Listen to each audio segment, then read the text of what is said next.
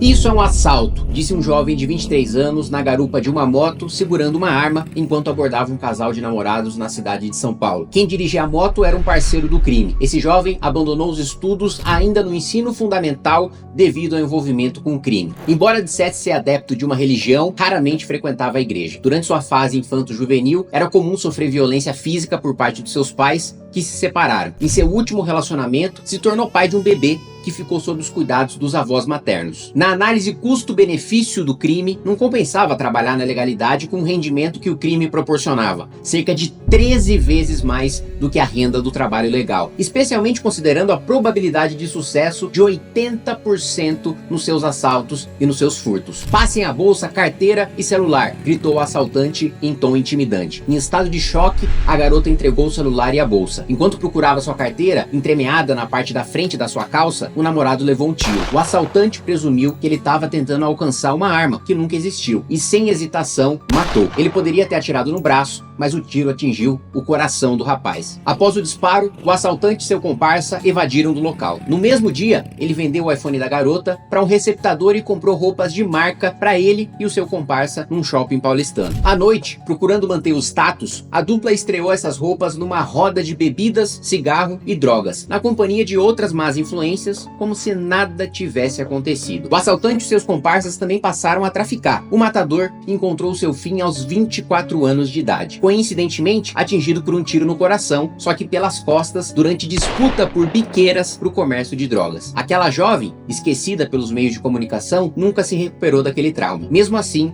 conseguiu se formar em medicina, se dedicando a salvar vidas. Os pais do seu saudoso namorado convivem com a dor perene, rezando para que o tempo possa passar, na esperança de reencontrar o único filho que a vida lhes deu. Detalhe, quem passou a fita, repassou as informações, foi o comparsa, que acabou preso pela polícia após se envolver com um tráfico internacional ávido por relações custo-benefício mais expressivas. Assim começa, com essa história da vida real, um estudo do pesquisador e doutor em economia Peri Shikkida. E esse estudo, meus amigos, vale muito a pena. Eu vou inclusive colocar, ele na íntegra aqui na descrição do vídeo, para vocês terem assim uma prova científica atual, que inclusive é um estudo que já vem de um histórico demonstrando que os dados são consistentes, demonstrando que a conclusão é consistente e acabando de uma vez por todas com o discurso das esquerdas do bandido, do criminoso como vítima da sociedade, do bandido como fruto do capitalismo e da desigualdade social e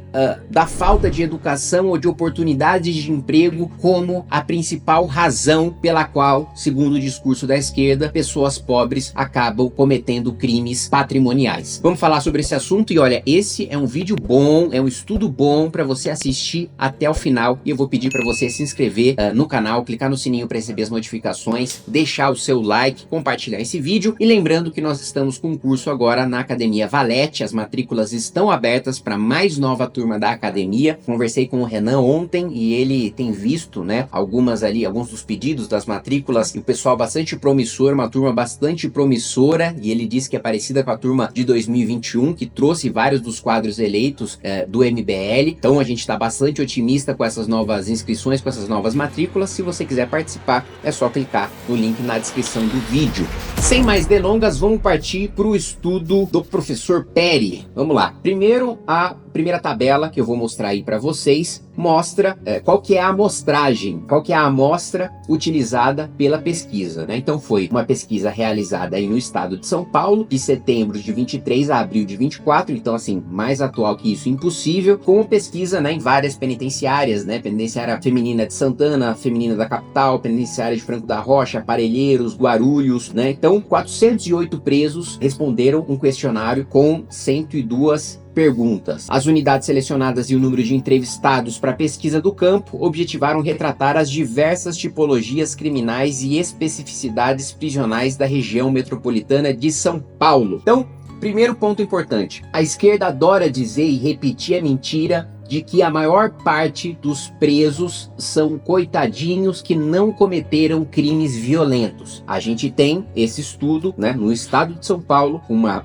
excelente amostra com esses seguintes dados. E a soma final dá mais do que 100%, porque muitos estão presos por mais de um crime. Mas vê lá, número 1, roubo, né? 68% dos presos estão lá por roubo. Roubo ocorre apenas quando há violência ou grave ameaça. Então, o mito de que a maioria está preso porque é um coitadinho que cometeu crime sem violência, sem grave ameaça, sem apontar a faca para ninguém, sem apontar a arma para a cabeça de ninguém, é falso. Aliás, nós vamos ver depois os dados sobre aqueles que têm armas e que foram presos tendo armas, e também é o dado que desmonta essa tese. Depois, tráfico de drogas, depois furto, receptação, associação ao tráfico, formação de quadrilha, sequestro, latrocínio, estelionato, tentativa de latrocínio, extorsão mediante sequestro, e depois crimes com um número aí menor do que 3%. Né, menos representativos, né? E aí eu quero mostrar para vocês também a tabela de número 3. Por que que o bandido decide cometer um crime? Ah, é por causa da injustiça da vida, é porque tá passando necessidade, é porque é muito pobre. A gente há muito tempo já desmascara, né, o discurso preconceituoso da esquerda de que pobre comete crime porque é pobre, como se a maioria esmagadora das pessoas pobres, que a maior parte do Brasil é pobre, porque nós somos um país pobre, nós somos um país em que 70, 80% da população não recebe nem 5 salários mínimos, né? O que, se a gente for comparar com qualquer país desenvolvido, uma pessoa que está nessa situação é uma pessoa que está na pobreza, ou no máximo na classe média baixa. Mas vamos lá. Primeira razão pela qual o bandido decide cometer crime: ideia de ganho fácil. Vou ganhar fácil, vai ser simples, pô, eu vou conseguir rapidamente muito dinheiro, muito mais dinheiro do que eu conseguiria trabalhar honestamente. Pronto. Isso aí não é uma análise da polícia, não é uma análise do Ministério Público, isso é o próprio bandido falando. Em primeiro lugar, a principal razão pela qual o bandido diz que cometeu crime é: eu queria ganho fácil. Sabe qual é a segunda? Cobiça, ambição e ganância. O próprio bandido dizendo: olha, pela minha ganância, né, eu decidi cometer um crime. Se você soma já a primeira razão com a segunda razão, já dá 42, 43% de criminosos que decidem roubar, matar, sequestrar por causa da ideia de ganho fácil, por causa da ganância. Aí entra a terceira, né, principal razão, que é a indução de outras pessoas, más influências que levam, né, aquela pessoa a cometer um crime. Manutenção do vício em drogas entra logo em seguida, depois falta de estrutura familiar, depois ainda entra desejo de aventura, inconsequência, né, ou seja, o cara quer viver uma aventura, ele vai virar bandido. Para você ver, quando a gente fala do projeto de lei anti-Oruan, por exemplo, a importância disso. A gente está falando aqui de 5,6% dos presos que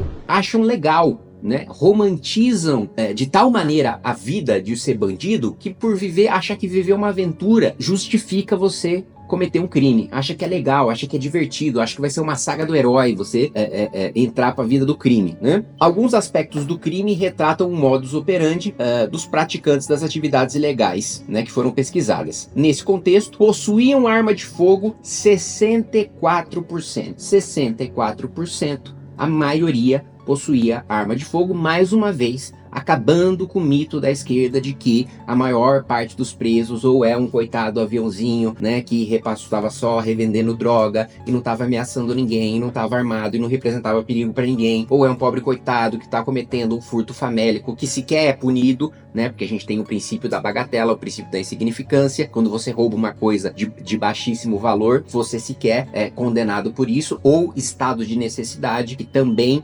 descaracteriza o crime, né, um elemento fundamental do crime, justamente se você estiver no estado de necessidade, se você tiver, né, não tiver outra alternativa para sobreviver, ou você ou um filho, alguém próximo, né, que não seja cometer um crime, né, roubar uma caixa de leite porque o filho tá lá, né, desesperado, passando fome, se não tem outra alternativa, também não é punido. Então, assim, o próprio desenho do nosso direito penal já desmontaria a princípio, sem a experiência empírica, né, as mentiras da esquerda. Mas agora a gente tem um dado prático. 64% arma de fogo. Vamos lá. Um comentário sobre os crimes não econômicos deve ser feito. Além dos 28 latrocínios praticados pelos pesquisados, também foram reportados 58 homicídios e um feminicídio. Cerca de 18 pesquisados admitiram ter cometido assassinato por razões diversas. Isso significa que 25,7% da amostra de 408 cometeram pelo menos um assassinato em suas vidas. Agora, eu vou pedir pro editor colocar aí na tela de novo a tabela 2. Por quê? Que é a tabela dos crimes, do tipo de crime cometido por preso. Por quê? 25% admite que já matou uma pessoa. Mas aí você vai olhar, né, os crimes. Roubo não envolve matar, tráfico não envolve, você não é condenado, também não envolve matar, tem que ser combinado com mais um crime. Furto não envolve matar, receptação não envolve matar, associação ao tráfico não envolve matar, formação de quadrilha não envolve matar, sequestro não envolve matar, latrocínio 7%. Quando você vai olhar, né, dos outros crimes, você não tem crimes que resultam em morte. Ou seja, 25% admite que já matou, mas só 7% está preso por ter matado. O que significa que existe um universo de pessoas que matam e que muitas vezes só acabam presas porque foram pegas em crimes mais leves e aí nunca respondem por aquele assassinato, né? E nesse caso, no próprio estudo, o sujeito que cometeu o assassinato admite que cometeu. E vamos lá.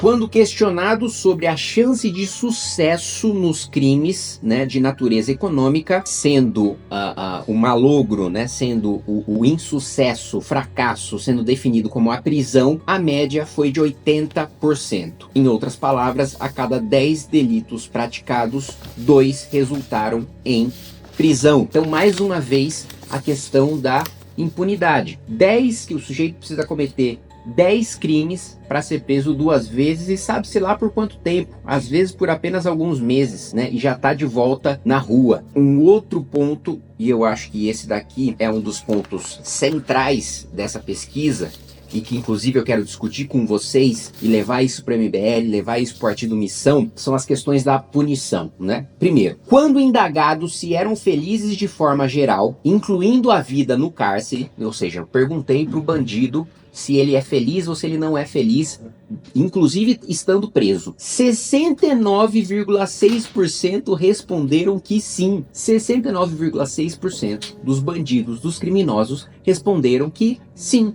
eles são felizes, né? E vamos lá, vamos seguir para o discurso da esquerda de que os presídios brasileiros, todos eles são péssimos e estão em condições subhumanas e por aí vai. Primeiro elemento que já rebate isso é 70% dos presos falando, não, eu sou feliz. Pô, se o cara tá numa condição subhumana, ele não é feliz, né? Vamos seguir. Se você pudesse quantificar sua unidade prisional, estrutura, comida, tratamento, etc., de 0 a 9, quanto seria? Com uma única palavra, defina sua pena. Sobre a unidade prisional, verificou-se que o bloco abaixo da média, notas de 0 a 4, somou 42%, 42,2%, enquanto o bloco acima da média, 5 a 9, somou 56,6%, ou seja, 56% dos bandidos acham que o seu presídio tem uma nota maior do que a nota 5. Acha que seu presídio tem boas condições. O próprio preso, o próprio criminoso falando. 70% diz que é feliz, 56% avalia bem o presídio em que está. E aí, mais do que isso, olha só, isso é uma coisa interessante, né, que mostra, que entra, né, sobre os estudos de incentivo econômico, né, para o cometimento de crimes. Contrabando de cigarros. Olha só, gente, às vezes eu acho que tem alguns deputados que precisam entender e pensar política pública vendo a cabeça do bandido, né? Porque eu tô vendo pelo estudo que o bandido tá sabendo melhor combater o crime do que os parlamentares que legislam sobre isso. Olha só, sobre contrabando de cigarro, 76% dos entrevistados afirmaram que uma revisão tributária sobre o cigarro contribuirá para reduzir esse crime, sendo que para 76,5% isso não resultaria no aumento no consumo, mas na transferência do consumo ilegal para o congênere nacional. Veja só, para vocês entenderem o problema do cigarro. A gente tem uma política de preço mínimo e uma política de sobretaxa para desincentivar o consumo. Muito bem. O que isso gerou? 60% do mercado é ilegal. 60% do mercado é controlado pelo crime organizado. Qual que é a solução óbvia, né? Óbvia. Tira a política de sobretaxa e de preço mínimo. Deixa o cigarro ser vendido a preço de mercado para ele ser vendido dentro do mercado formal. E isso o próprio bandido tá falando. 76% tá falando, meu amigo, as pessoas não consumiriam mais cigarro se ele fosse mais barato. A pessoa não consome cigarro com base no preço dele. Agora, a pessoa consome no mercado legal ou no ilegal com base no preço. Ela continua, quem fuma continua fumando se o preço estiver alto por causa do governo. Só que ele vai fumar o contrabandeado. 60% nem sabe que tá comprando de contrabando, vai na banca, vai na padaria e compra aquele cigarro fruto de contrabando. O que de fato combate, o que de fato fez reduzir, né? E o Brasil é exemplo, né, em combate ao tabagismo. Foram as campanhas, né, do Ministério da Saúde, a conscientização, a educação nas escolas, foi você colocar lá na caixinha lá que o sujeito vai broxar quando se fumar, né? Então, a restrição de publicidade, isso sim fez com que o cigarro, né, também a restrição em ambientes, né, fechados, isso fez o consumo cair muito, e não política de sobretaxa e preço mínimo. Você vê, às vezes, o criminoso entende muito mais, né, às vezes, de uma política de incentivo criminal, porque é a vida dele, do que legislador. E vamos lá, punições. Isso para mim é o ponto central desse estudo. Perguntaram para os bandidos, qual punição a lei deveria prever para você não cometer esse crime, né? Então, se a lei determinasse essa pena, você não cometeria esse crime. Qual pena seria essa? Vamos lá, 41% pena de morte, 40% prisão perpétua, ou seja, 81,9% dos bandidos dizem que se tiver pena de morte e se tiver prisão perpétua, eles não cometeriam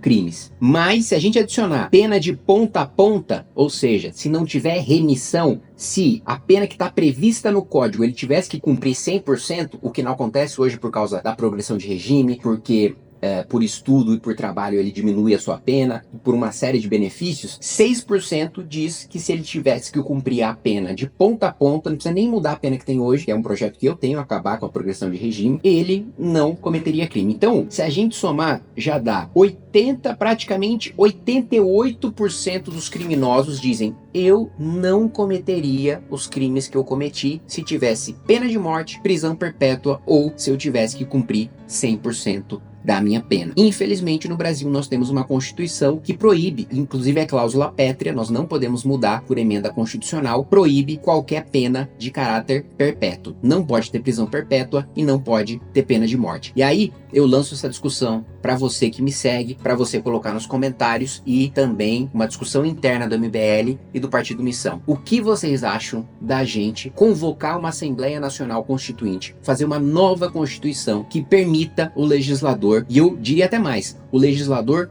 estadual poder legislar sobre matéria penal, inclusive permitindo prisão perpétua e pena de morte? Será que nós poderíamos ter até 88% menos crimes sendo cometidos? Deixa sua opinião aí.